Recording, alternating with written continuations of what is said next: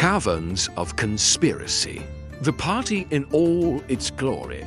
Magister Thistlewick Bramblebur, divination wizard, elderly, wise, fond of riddles and snacks. Sir Kellen Dawn, eldritch knight, stoic, intelligent, but quicker to act than debate.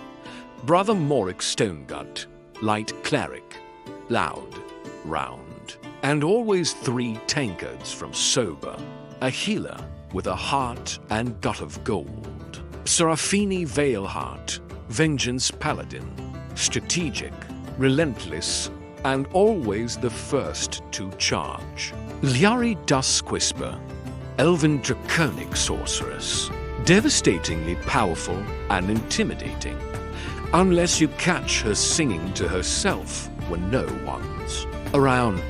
Chapter 1, a grim request. The council chambers were as polished and pompous as expected for a city. So rich it paved its roads in brickwork and pride. The party stood across from the city council. All 6 members dressed in robes more ornate than practical. Another group has gone missing. Seraphine's voice cut through the stuffy chamber like a blade. You mean the Ember Watch? The head councilman nodded solemnly. Yes, they were our elite scouts, elite guardsmen. 7 days. Not a single word. Magister Thistlewick puffed his pipe. Oh dear. If the goblins are organized, then something or someone is doing the organizing. Goblins aren't exactly coordinated by nature. Someone's paying them, Kellen muttered. That's the only reason they wouldn't be fighting each other. The cleric, Moric, clapped his hands together. Then it's settled. Goblins for breakfast. Rescuing the lads by supper. They were led to Emberwatch's barracks, where Captain Halrith, a grizzled woman with half a face of burn scars, met them. They left on a standard recon, southern path, 1/4 mile past the back gate. Locals say goblins been sweeping in packs, organized. Scary organized. She unrolled a map, marking the cave's entrance with a thick red X. Here, easy to find, harder to come back from. Chapter to Goblin Winds. The sun was sinking behind the hills when the party crept through the brambles outside the cave. Thistlewick cast augury. Roll for Arcana. Arcana check DC 15. Thistlewick rolls 18. Success. He knelt, running a hand over the dirt. Portents are grim. Death looms. But not for us, hopefully. Liari narrowed her eyes as she spotted movement through the trees. Roll for perception. Perception check DC 14. Liari rolls 16. Success. Goblins. 6 of them. 2 archers. 1 with a horn. And they're patrolling. Goblins don't patrol. Kellen muttered. Unless they're told to. The party took positions. Serafini raised her hand. On my mark charge. Chapter 3. The first clash the party will need initiative rolls. Serafini. 17 Kellen. 14 Liari. 19 Moric.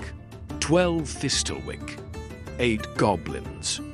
10 now we start round 1. Liari raised her hands, fire coiling in her palms. Scatter.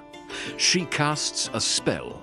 Fireball careful spell to avoid allies. The goblins roll dex saves versus Liari's DC 17. 3 fail to succeed. 1 critically fails. Boom. A scorching inferno erupts. For goblins are incinerated instantly. 1 archer survives. Barely. The horn bearer runs. Kellen gives chase. He'll need an athletics check to catch fleeing goblin. DC 16. Kellen rolls 15. Close. But not enough. Serafini throws a javelin, but the goblin dodges and disappears into the trees. Horn wailing. Damn it, she growls. Chapter 4. Into the maw, the party pushes toward the cave entrance. Weapons at the ready.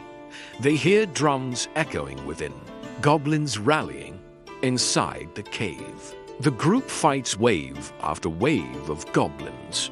They use Kellen's arcane weapon and action surge to cleave multiple foes. Seraphine's channel divinity, vow of enmity to execute goblin lieutenants. Moric's spirit guardians, and mass healing word to keep the party on their feet. Ilyari's dragon wings, and over-channel to rain lightning and ice from above. Fistelwick's portent dice, and hold monster to lock down the goblin watcher. The party pushes deeper until only a handful of goblins remain, panicking and scattering.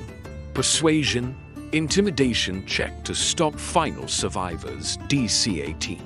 Ilyari rolls intimidation. 20 for she steps forward, eyes glowing molten gold.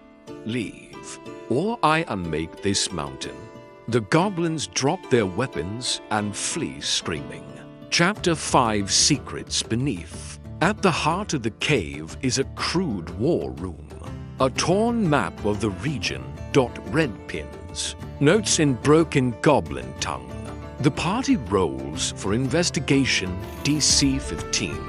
Their rolls: Fistelwick 13, Kellen 17.